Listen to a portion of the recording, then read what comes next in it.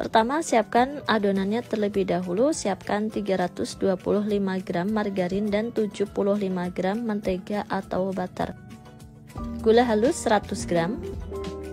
Mixer semua bahan sampai tercampur merata. Mixernya tidak perlu terlalu lama, sampai adonan tercampur merata saja. Tidak perlu sampai adonannya mengembang ya, karena kalau adonannya terlalu mengembang atau terlalu lama mixer, nanti ketika dipanggang adonan kuenya jadi melebar atau melebar. Tambahkan 2 butir kuning telur. Aduk-aduk sampai adonan tercampur merata. Tambahkan 1 saset vanili bubuk. Tepung terigu protein rendah 500 gram atau setengah kilo tepung terigu. Masukkan tepung terigu sambil diayak. Kemudian tepung maizena 100 gram. Masukkan tepung maizena juga sambil diayak ya. Susu bubuk full cream 4 sendok makan. Susu bubuk jangan sampai ketinggalan supaya rasa kue keringnya lebih harum dan lebih enak. Selanjutnya, aduk semua bahan sampai tercampur merata. Mengaduknya menggunakan spatula ataupun menggunakan centong nasi ya, supaya adonannya cepat tercampur merata. Mengaduknya jangan langsung menggunakan tangan, supaya adonannya tetap bagus dan hasil kue keringnya tidak melebar atau melebar saat di oven nanti. Adonan sudah tercampur merata, siapkan 3 wadah karena saya akan membuat 3 jenis kue kering. Bagi adonan menjadi 3 bagian sama banyak, masing-masing mangkok saya isi dengan adonan beratnya 188 gram ya. Jadi Bunda bisa timbang dulu adonannya jadi berapa, kemudian dibagi menjadi 3 supaya hasilnya bisa sama banyak. Lalu tutup adonan menggunakan plastik untuk adonan yang belum dicetak atau belum digunakan supaya adonannya tidak kering. Selanjutnya siapkan 1 bagian adonan. Saya akan membuat kue putri salju terlebih dahulu. Tambahkan 50 gram kacang tanah kupas yang sudah disangrai dan sudah dihaluskan. Jika mau diganti dengan kacang mete yang dihaluskan juga bisa banget ya. Kalau nggak ada kacang mete, nggak ada kacang tanah, nggak pakai juga nggak apa-apa. Aduk-aduk semua bahan sampai tercampur merata. Setelah tercampur merata, adonan siap untuk dicetak. Siapkan loyang, loyang tidak perlu dioles apa-apa. Kemudian ambil secukupnya adonan, bulatkan adonan tersebut menjadi bentuknya bulat seperti kelereng. Untuk beratnya sesuai selera ya, saya pakai sekitar 7 graman sampai 8 graman setiap kuenya.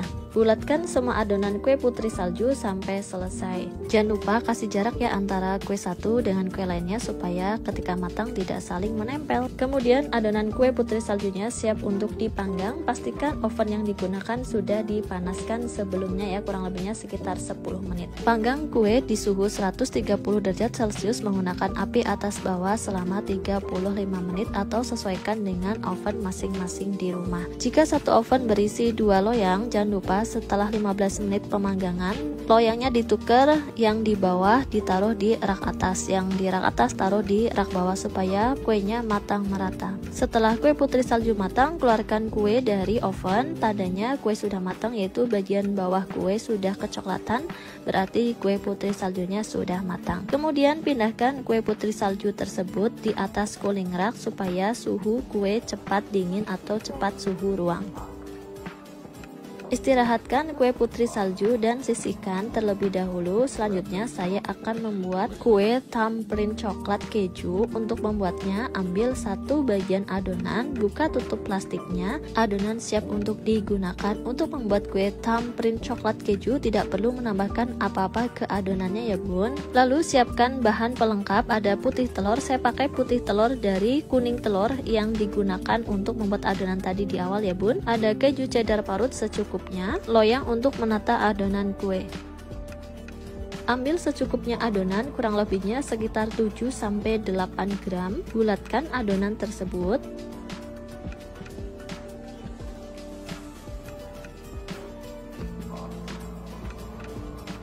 Lalu tekan bagian tengah adonan dengan jempol. Nah seperti ini ya bun. Dinamakan kue thumbprint karena menggunakan jempol untuk mencetaknya. Seperti ini jadinya. Celupkan adonan yang sudah dicetak ke dalam putih telur. Setelah adonannya basah dengan putih telur, bulirkan ke dalam parutan keju. Lalu rapikan supaya bagian tengahnya tidak tertutup dengan keju. Hasilnya seperti ini ya bun, kemudian tata di dalam loyang. Jangan lupa antara kue satu dengan kue lainnya diberi jarak supaya tidak saling menempel ketika matang. Lakukan hal yang sama sampai semua adonan kue tamrin keju coklatnya selesai.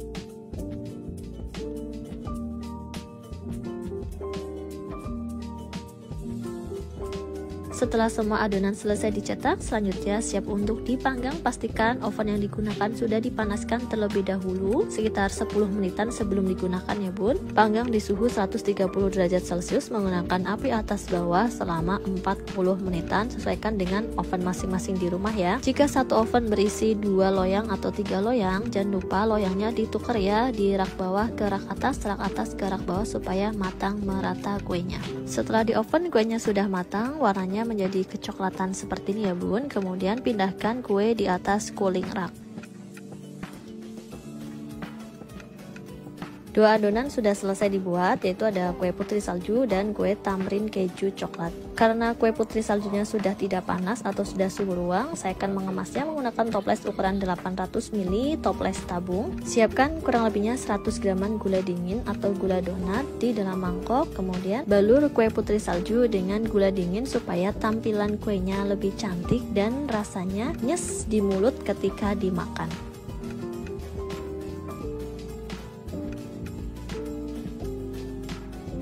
Setelah kue putri salju dibalur dengan gula, hasilnya seperti ini ya, jadi lebih cantik, nggak polosan. Lalu susun yang rapi kue tersebut di dalam toples.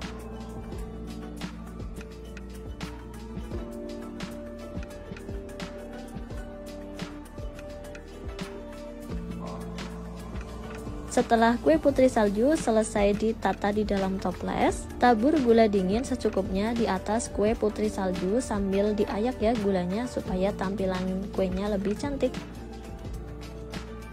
Kemudian tepuk-tepuk secara perlahan supaya kuenya tidak hancur ya bun. Tujuan dari menepuk-nepuk seperti ini supaya gula dinginnya bisa turun ke bagian bawah kue putri salju. Nah hasilnya seperti ini, kue putri saljunya sudah jadi. Saya sisihkan terlebih dahulu. Selanjutnya saya akan memberi topping kue tamrin coklat kejunya menggunakan DCC atau coklat masak yang sudah dilalaikan. Saya gunakan coklat masaknya secukupnya saja ya bun. Lalu tuang coklat tersebut secukupnya di atas kue tamrin kejunya. Nah seperti ini ya. Untuk DCC nya atau coklat masaknya yang dilalaikan tanpa ditambah dengan apa-apa ya bun, supaya rasanya lebih nyoklat, tidak perlu ditambah dengan margarin atau minyak ataupun bahan lainnya.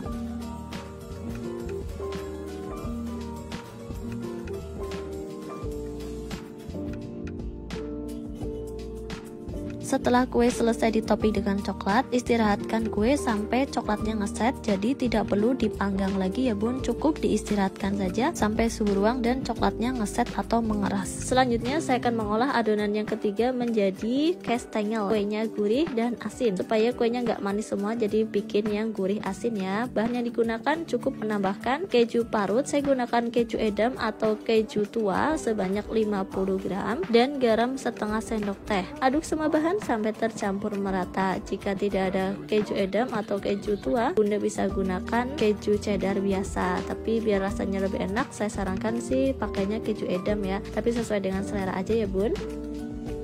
Adonan kuenya sudah tercampur merata, siap untuk dicetak. Untuk mencetaknya tidak perlu pakai cetakan ya bun, cukup siapkan plastik, masukkan adonan ke dalam plastik tersebut, kemudian gilas adonannya memanjang dengan ketebalan kue sesuai dengan selera.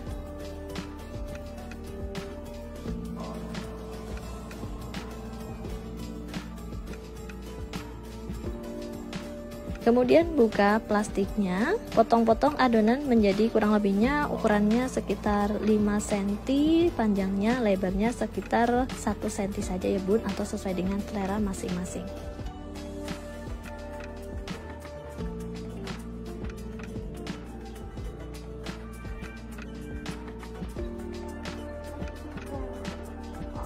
Lalu siapkan loyang. Loyang tidak perlu dioles apa-apa ya bun. Kemudian pindahkan adonan kue kastengel ke dalam loyang. Antara adonan satu dengan lainnya jangan lupa dikasih jarak supaya tidak saling menempel ketika matang.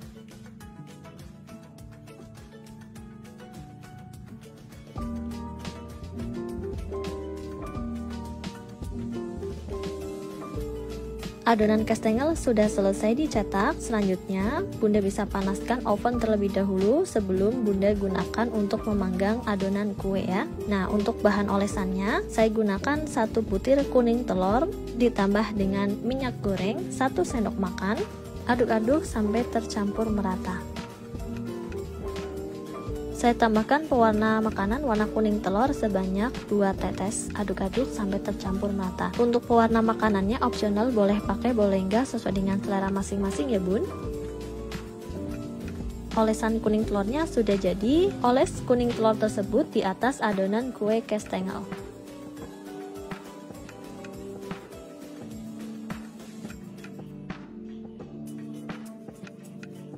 Kemudian topping dengan parutan keju cheddar secukupnya.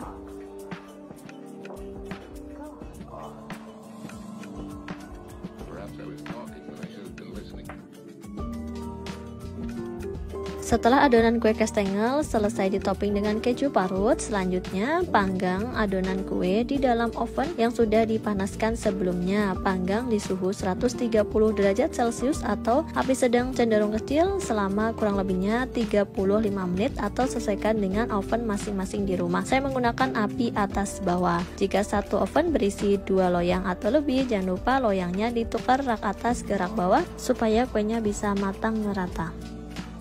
Kue kastengelnya sudah matang, warnanya sudah menjadi kecoklatan. Angkat kue dari oven. Satu loyang berwarna lebih kecoklatan karena saya panggang 5 menit lebih lama. Kalau Bunda pengen warnanya menjadi kecoklatan seperti ini, berarti waktu ovennya sekitar 40 menitan. Tata kue di atas cooling rack supaya kue suhunya cepat stabil atau suhu ruang. Istirahatkan kue kastengel terlebih dahulu sampai suhunya normal atau suhu ruang, baru nanti bisa dikemas di dalam toples. Kue kastengel yang berwarna coklat sebenarnya ini nggak gosong ya bun, warnanya memang kecoklatan seperti ini. Nah seperti ini, kalau yang warnanya nggak kecoklatan, warnanya kayak gini. Oke, istirahatkan dulu sampai suhu ruang atau sampai tidak panas, baru nanti dikemas. Setelah kue kastengelnya selesai istirahat atau sudah tidak panas, kue kastengel siap untuk dikemas. Saya kemas menggunakan toples tabung ukuran 800 ml. Susun kue kastengel di dalam toples. Pastikan kuenya sudah tidak panas, baru disimpan di dalam toples ya, supaya kuenya tidak mudah berjamur.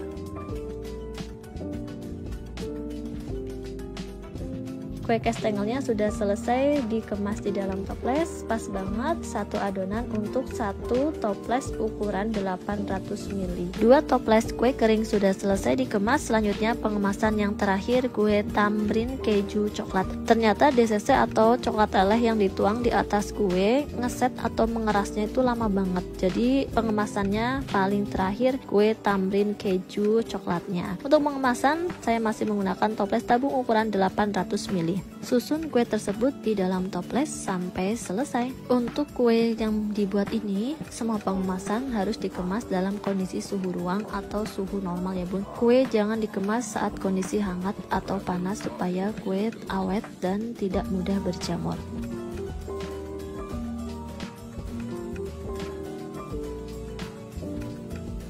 Kue tambrin keju coklatnya sudah selesai dikemas. Pas banget satu resep adonan bisa untuk satu toples ukuran 800 ml. Masih sisa ada 2 cookies, lumayan buat icip-icip.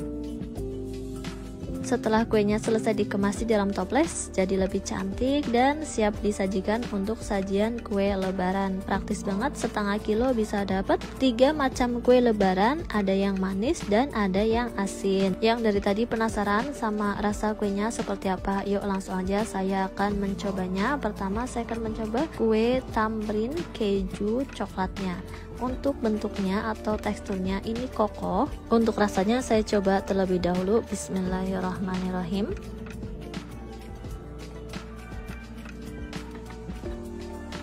Rasanya enak, teksturnya lembut dan lumer, gak keras sama sekali. Coklatnya dan kejunya membuat kue tambrin rasanya jadi lebih enak. Selanjutnya kue putri salju, rasanya kayak apa? Saya akan coba dulu ya. Rasanya enak, teksturnya lembut dan lumer di mulut. Ada rasa kacang menjadikan kue putri saljunya rasanya lebih enak, ditambah dengan dingin nyes dari gula dinginnya. Ini enak banget, silahkan Bunda coba ya. Kemudian yang terakhir ada kastengel. Rasanya seperti apa? Saya akan coba terlebih dahulu.